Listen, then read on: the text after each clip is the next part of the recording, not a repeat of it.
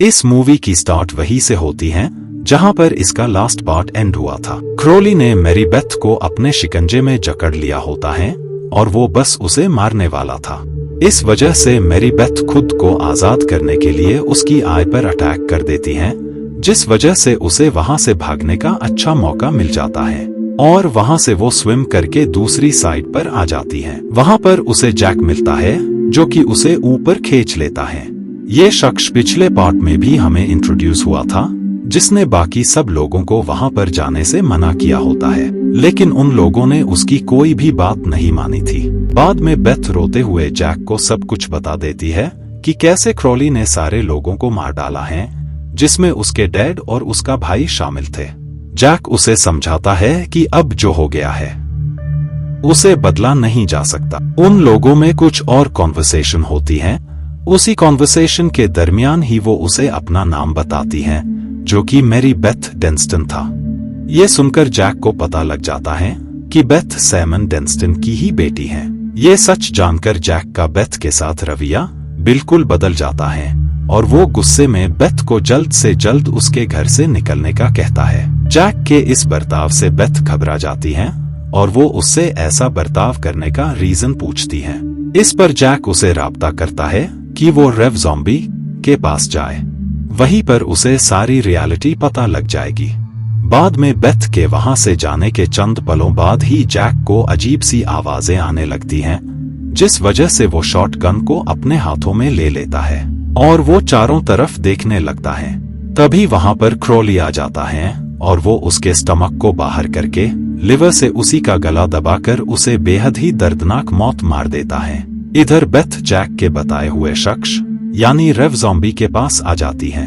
रेव zombie पहले तो उसे देखकर इग्नोर मार देता है, लेकिन बाद में जब वो उसे बताती है कि जैक ने उसे उससे राब्ता करने के लिए कहा है, तब वो शख्स जैक का नाम सुनकर उसे अंदर आने का कहता है। बाद में कंफर्टेबल होने के बाद बेथ रेव ज़ॉम्बी को सब कुछ बता देती है कि कैसे क्रॉली ने सारे लोगों को कैसे बेहद ही दर्दनाक तरीके से मार डाला। उसकी पूरी बात सुनने के बाद रेव उससे बोट के ड्राइवर के बारे में सवालात करता है, जिस पर वो उसे कहती है कि क्रॉली ने बाकी लोगों के साथ उसे भी मार डाला है और अब हमें पता लगता है कि असल में वो बोट किसी और की नहीं बल्कि उसी की ही होती है। वो ही बोट के जरिए टूर का बिजनेस किया करता था। बाद में बेथ उससे सवालात करती है कि जैक डेक्स्टन नाम सुनकर इतना ज्यादा घबरा क्यों गया था। इस बात पर वो उसे बताता है कि असल में काफी वक्त पहले उस फॉरेस्ट में थॉमस नाम का शख्स अपनी वाइफ के साथ रहा करता था। उसकी वाइफ को स्टमक कैंसर होता है, जिस वजह से उसकी कंडीशन दिन ब दिन बिगड़ती ही जा रही थी।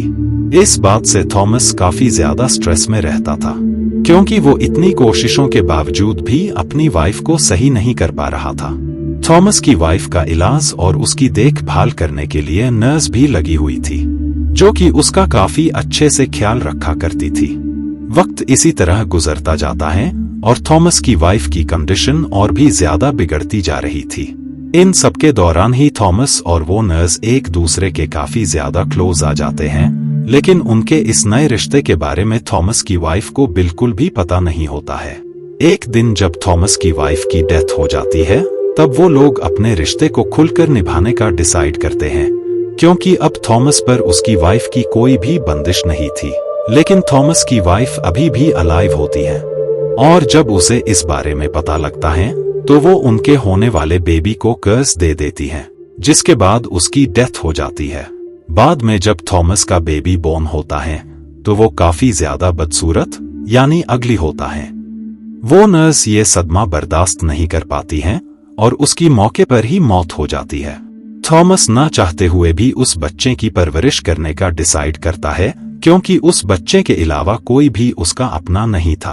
वक्त गुजरता जाता है और टाइम के साथ उसे क्रॉली से मोहब्बत होने लगती है। वो क्रॉली की केयर करने लगता है। इन सबके दरमियान ही हैलोवीन की एक रात कुछ शरारती बच्चे उनके घर पर आग लगा देते हैं, जिसमें क्रॉली मारा जाता है।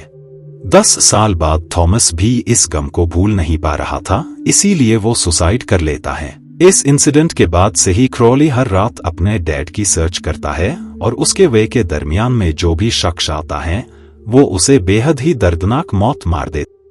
लेकिन बेथ को अभी भी पता नहीं लगता कि जैक डैक्स्टन नाम सुनकर शॉक क्यों हो गया था।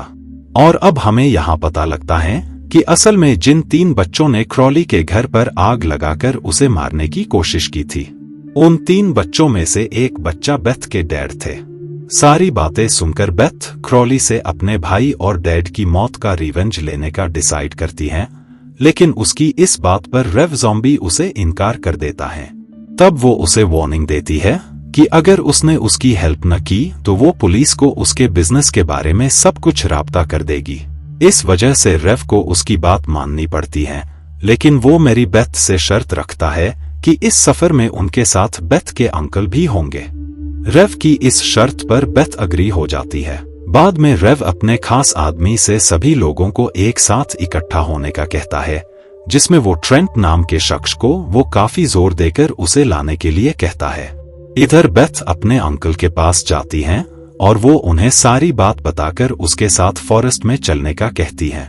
उसकी इस बात पर उसके अंकल अग्री हो जाते हैं। इधर रेव ज़ॉम्बी सारे हंटर को इकट्ठा करता है और वो उन्हें बताता है कि हमें फॉरेस्ट में जाकर उसकी बोट को वापस लाना है, लेकिन इस सफर में विक्ट्री क्रॉली नाम का शख्स हमें रोकने की कोशिश जरूर करेगा। उनमें से जो भी शख्स उसे मारेगा, मैं उसे प्राइज दूंगा। प्राइज में इस काम के बदले उन्हें काफी हेफ्टी अमाउंट मिलेगा। ये सुनकर वहां पर मौजूद सारे लोग वहां से निकल जाते हैं, क्योंकि किसी में भी इतना करेज नहीं होता है कि वो क्रॉली का मुकाबला कर पाए। जाने वाले लोगों में ट्रेंट भी शामिल होता है। इसी वजह से रेव डबल अमाउंट देने का प्रॉमिस करके उसे जाने से रोक लेता है। उस फॉरेस्ट में जाने के लिए टीम रेडी हो गई होती है। बाद में ये सब वहां के लिए निकल जाते हैं। उस फॉरेस्ट में पहुंचते हुए इन्हें शाम हो जाती है और देखते ही देखते नाइट भी हो। क्रॉली की सर्च करने के लिए ये लोग 2 टीम्स में अलहदा हो जाते हैं। एक टीम में बेथ, उसके अंकल और बाकी लोग होते हैं। वो सब क्रॉली के घर की सर्च करने जाते हैं ताकि बेथ अपने भाई और डैड की लाश को दफन कर सके। इधर रेव की ही टीम के 2 लोग क्रोकोडाइल को हंट कर रहे होते हैं ताकि इससे इन्हें क्रोकोडाइल के बदले काफी अच्छे पैसे मिल सके।